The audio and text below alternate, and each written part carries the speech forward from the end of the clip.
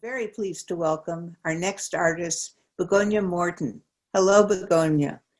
Can you tell me a little about yourself? Oh, hello, June. Thank you for having me today in this wonderful interview. Yes, well, I'm from Spain. I was born in Barcelona, and I came to the States 11 years ago. Wow. So in between, a lot of things have happened. I lived in many countries when I was a child and afterwards. I had different works, different jobs. And so finally I became an artist, professional artist, just about 8 or 9 years ago. You have a background in economics, right? I do. You do. So what moved you to becoming an artist? Well, I painted all my life. Yes. When I was very little, I was painting all the time. And my parents told me when I was in 3rd grade, my teacher told my parents I had to go to some training because I really enjoyed it. And I was all the time drawing and painting in class. So I was very, very lucky because just 5 minutes from my house, there was the best fine art academy of my city. I lived in Valencia at the time. And it was a university for adults, but they had a small program for children and they accepted me. So I was trained from that age until I went to university, to my university. So I really got the training, but I never had a title, you know, from a proper fine art academy. What I did is I chose economics because I also like it very much, and that was a better possible living for me. And then I went to Brussels and I started working as an economist. I was a lobbyist for 15 years in Brussels, representing Spanish interests, and until we came here. So then my life changed tremendously. Then you dedicated yourself to art when you came here? Yeah. So, cool. Yeah, what I thought is the kids were little. They were 5 and 7. And it was a new country and continent for the kids and for myself. My husband is American. So I decided not to go back to work straight away. And just take time with the kids and help them as well. And so I started going to classes just to refresh painting, and it's something I always wanted to do again. And you know, I took classes for maybe 2 years, and then I decided that I had to follow what I really liked and develop some kind of technique for myself, you know, and style. And then that's what I did. When did you have your first show and how did that come about? Oh, my first show as a professional. It was in Great Falls, Virginia.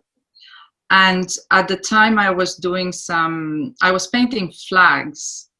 And I started painting the American flag.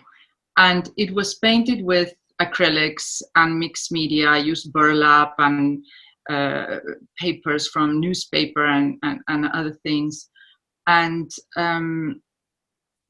I decided to do an exhibition, but not only with the American flag, but to paint as many flags as people live in this area.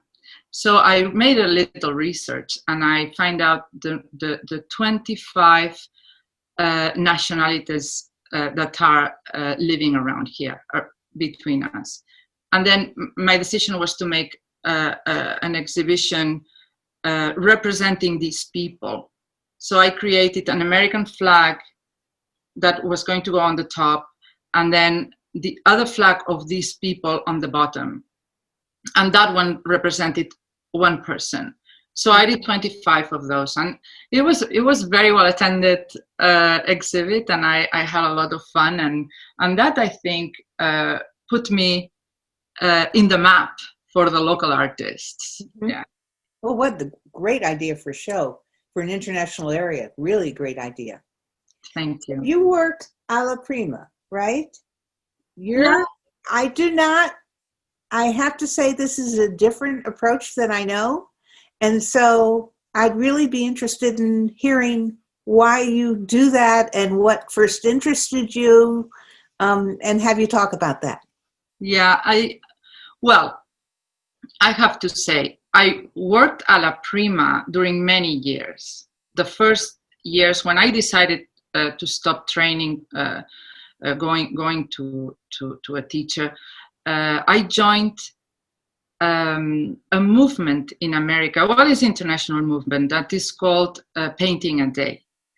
So I started painting one painting, not every day, but when you start the painting, you have to finish in that one day.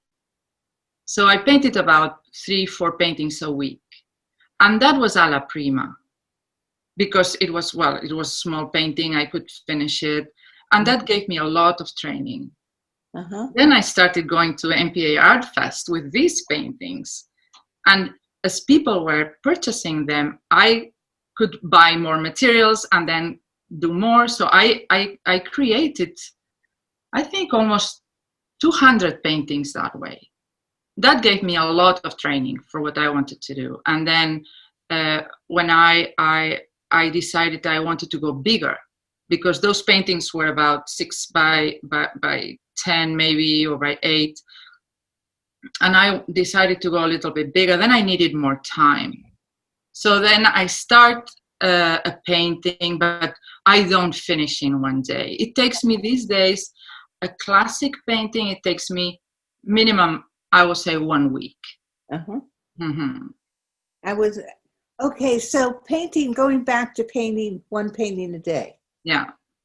Can you talk with me about what you learn by working that way, working so that you do, what is it that you learn that you don't necessarily know if you take longer? The experience of it.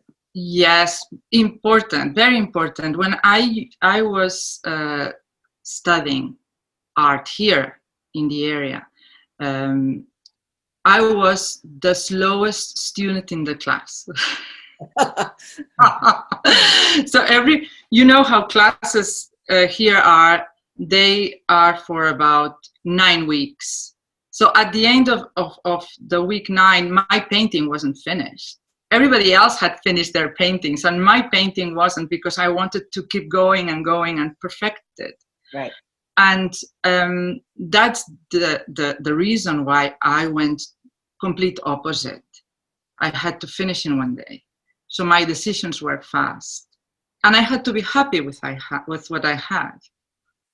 That makes a lot of sense to me. I can understand how that would be an excellent learning experience. Yeah, it was for me, yes. Yeah.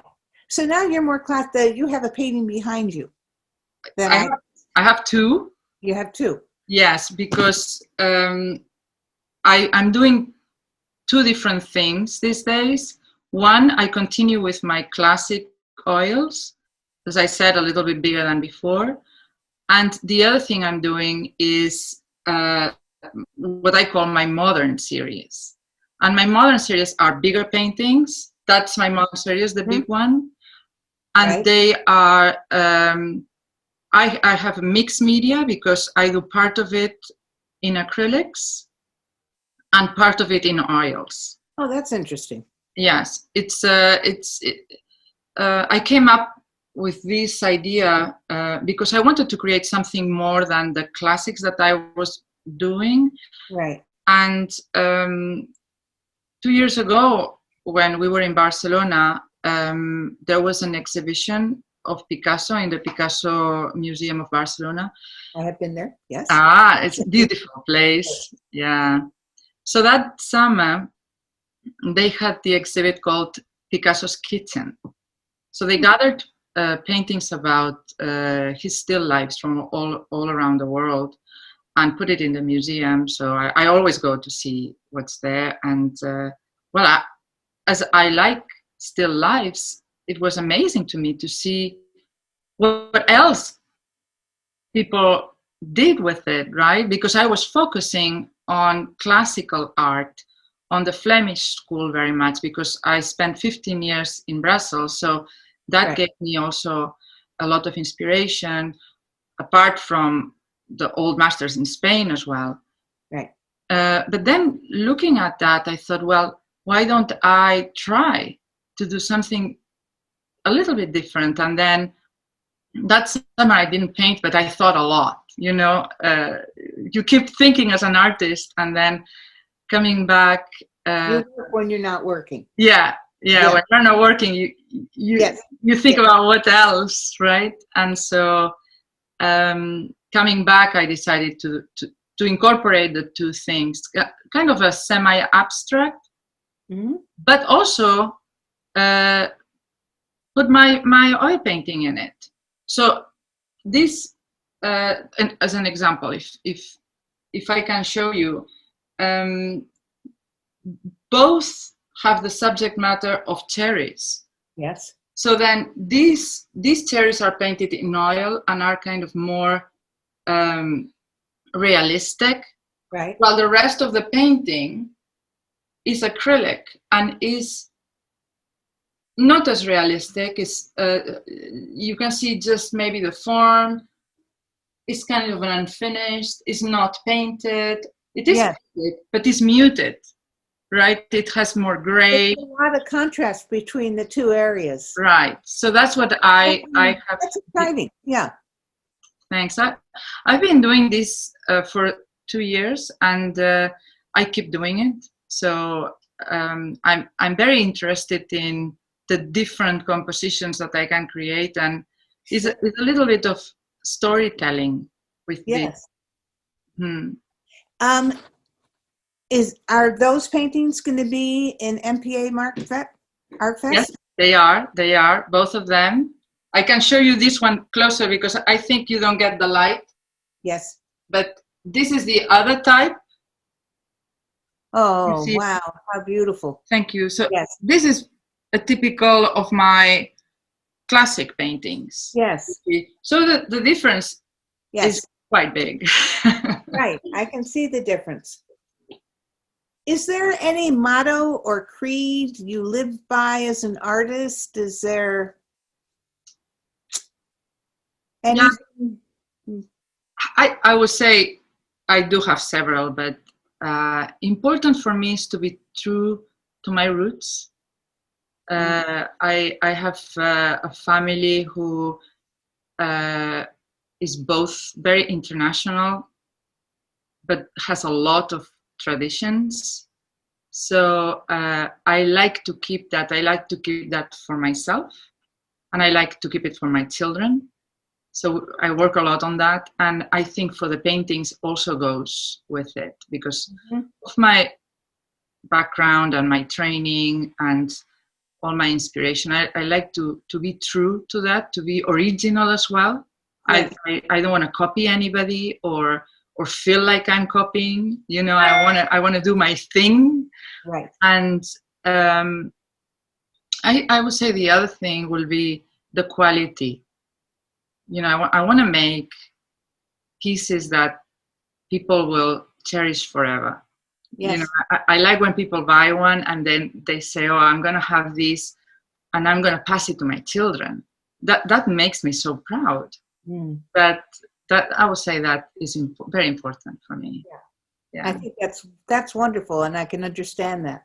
I think probably our time is up, but I want to say I have enjoyed talking with you so much. I could talk with you for a half an hour or more. I think your paintings are beautiful, and I really look forward to seeing them. And hopefully everybody will visit at MPA Art Fest. We'll go to the artist studio that you have and purchase something that they pass on to their children. Thank you so much, June, for this opportunity. I appreciate your help and this wonderful interview, and thank you for also this wonderful time from MPA Art Fest. It's been a pleasure. Bye. Bye-bye.